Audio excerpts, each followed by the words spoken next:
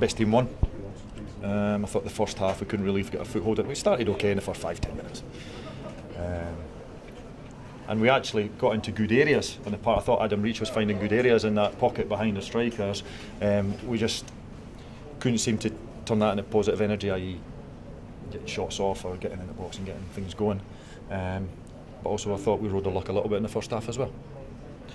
We're cobbling a bit of team together, obviously with Houston and guys going, but that's where we're at. All I can do is control the controllable with the players that we've got available and encourage them to get the best out of the group we've got at the moment.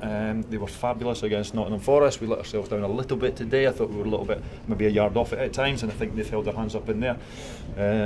Second half changed it, and I felt we were a little bit more controlled, a little bit more in the game, and then just with 10 minutes to go, I thought, right, let's go for it. Went to a 3 at the back and tried to put the 2 up front, and we got caught with a sucker punch immediately when we were trying to readjust it.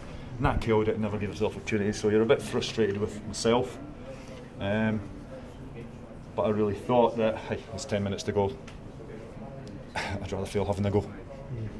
Their movement's good, isn't it? Brentford. Sorry? Their movement's good, isn't it?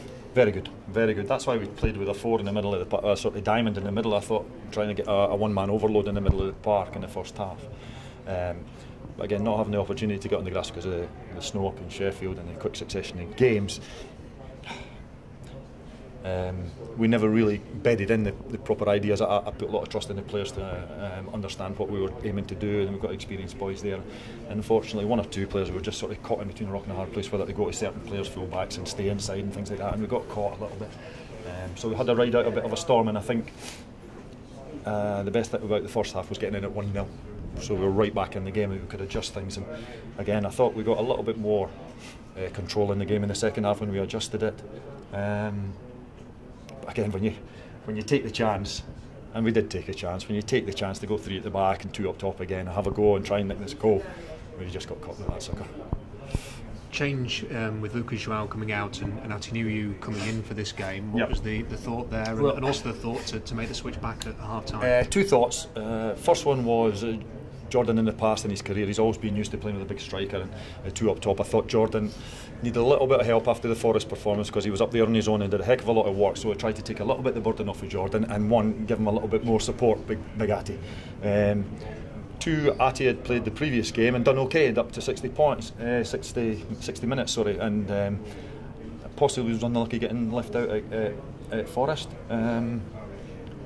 So I thought a little bit of more physical presence would give them something more to think about. I'd seen the QPR game earlier in Brentford, 2-0 up, QPR throw Big Smith on and cause them absolute havoc.